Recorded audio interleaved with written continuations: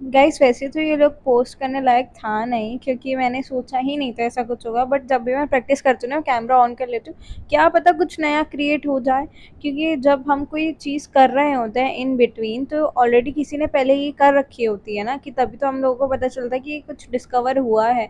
क्या पता हम भी कुछ ऐसा डिस्कवर कर दे। तो यही सोच के मैं जो भी प्रैक्टिस करती हूँ सब रिकॉर्ड करती हूँ। तो आज मैंने कुछ ऐसा करा है जो मुझे लगता है हाँ, कुछ अलग सा करा है मैंने अपनी अपनी थिंकिंग को ऐड ऑन करके। तो चलो आओ इस वीडियो के एंड तक देखना, अगर आपको भी जानना है कि मैंने क्या करा है।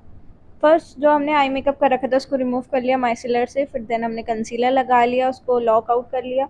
अब मैं यूज़ करूँ डिलांसी पैलेट, और मैं कितनी खुश हूँ क्योंकि भाई ये एक्सपेंसिव और फाइनली मैंने खरीद ली। अब हम लेंगे ट्रांजिशन शेड, हमने ऑलरेडी लगा लिया है। देन हम लेंगे लाइटेस्ट ब्लू, डिलांसी की पैलेट यूज़ कर रही हूँ मैं। उसको हम जैसे हम हेलो आई क्रिएट करते हैं ना, बिल्कुल गाइज वैसे ही करेंगे। इन बिटवीन में खाली रखेंगे, इनर कॉर्नर आउटर में कलर डिपॉजिट करते जाएंगे। फर्स्ट हमने बेस दिया अपने लाइटेस्ट ब्लू का।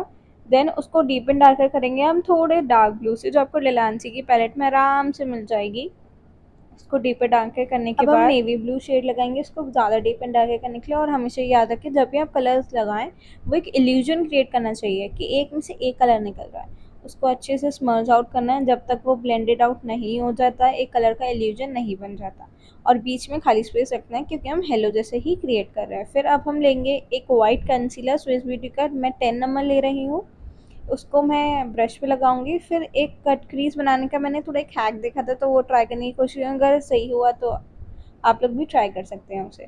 अब मैंने ब्रश के इन बिटवीन लगा ही लिया है।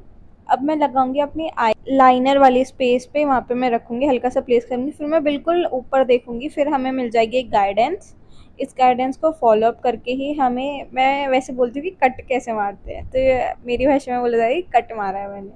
तो ये ऐसे हम इसको बना लेंगे, ये हो जाएगी हेलो। इसको पूरा नीचे तक ज्वाइन कर लेंगे अच्छे से। देन हम इसे पाउडर से लॉक कर देंगे, क्योंकि हमने रिकोट का मैट कंसीलर यूज़ नहीं करा है, इसलिए स्विस ब्यूटी का क्रीज दे देगा, इसलिए हमने अच्छे से लॉक करा है। फिर थोड़ा कलर दोबारा डिपॉजिट करेंगे, क्योंकि वो रखा रखा सा ना लगे। दोनों साइड से करेंगे, बट ज़्यादा ही नहीं करेंगे कि वो वाइडनेस बिल्कुल ही छुप जाए। अच्छे से बिल्कुल एकदम ऐसे दिखना चाहिए कि हाँ, एक के अंदर से एक चीज़ निकल के दिख रही है। फिर हम, अगर आपको लगता है कि मेरा कलर बहुत डिपॉजिट हो गया है, वो डस्ट ऑफ नहीं हो रहा है, तो आपको क्या करना है, बस खाली एक ब्रश लेना है, खाली ब्रश लेना है। उसको अच्छे से ब्लेंडेड आउट करना है, कि देखिए जैसे आपको स्क्रीन पे दिख रहा है कि कितने अच्छे से वो ब्लेंडेड आउट हो रहा है। मैंने खाली ब्रश का ही यूज़ करा है। उसको अच्छे से ब्लेंडेड आउट करना है कि कुछ ऐसा ना लगे बहुत रखा रखा सा। देन हम कर लेंगे अपनी लोअर लैश। लोअर लैश के शेड आप अपने अकॉर्डिंग यूज़ कर सकते हैं। बहुत से लोग करते हैं जैसे कि फ्यूजन में पॉपी आइज दिखाने के लिए लोअर लैश पे ज़्यादा वर्क ऑन करते हैं। ये टोटली आप पे डिपेंड है कि आपका टेस्ट क्या है। देन हम यूज़ करेंगे कॉम्पैक्ट प्लस ब्रॉन्जर पैलेट, क्योंकि हमने बेस अपना दूसरा नहीं करा है, उसी बेस पे हम प्रैक्टिस कर रहे हैं। तो जो भी फॉल आउट हुआ है, क्योंकि डिलांसी का कलर इतना अच्छा चढ़ता है ना गाइस, तो फॉल आउट भी होता है, तो उसको इवन आउट करने के मैंने डस्ट ऑफ करा है। फिर मैं अपना कॉम्पैक्ट शेड ही लगा रही हूँ। अब मैंने डिलांसी की पैलेट में, आपको ये स्टार्स काइंड ऑफ ग्लिटर मिल जाएंगे। ये प्रेस ग्लिटर्स होते हैं, तो इसमें आपको ग्लूस की नीड नहीं होती। तो मैं थोड़ा क्राफ्टीनेस दिखाती हुई उसको मैंने एक विंग की तरह क्रिएट करा है, एक स्टार्स वाले को। देन मैंने लगाया लैशेस से लुक कंप्लीट करा, क्योंकि ऐसे आई लुक बिना लैशेस के तो गाइस कंप्लीट हो ही नहीं सकते।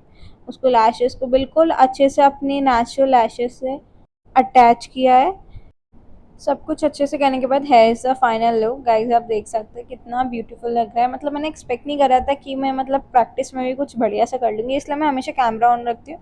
और मैं आपसे भी यही कहूँगी कि आप भी हमेशा कैमरा ऑन रखें जब भी आप प्रैक्टिस करें। क्या पता कुछ अच्छा हो जाए, क्या पता कुछ यूनिक हो जाए, क्या पता आपका कंटेंट बन जाए एक पोस्ट करने लायक। तो मेरे साथ अगर ऐसा हो सकता है, तो गाइस आपके साथ क्यों नहीं। और हमेशा आपको अपनी ब्राउ बोन को हाईलाइट करना है, जिससे आपकी आईज थोड़ी और बड़ी दिखें।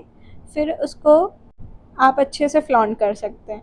सो गाइज है इज़ द फाइनल लुक। आपको कैसे लगा कमेंट सेक्शन में ज़रूर बताइएगा, क्योंकि मुझे तो बहुत अच्छा लग रहा है और मुझे यकीन है मैंने प्रैक्टिस में भी कुछ अच्छा करा है।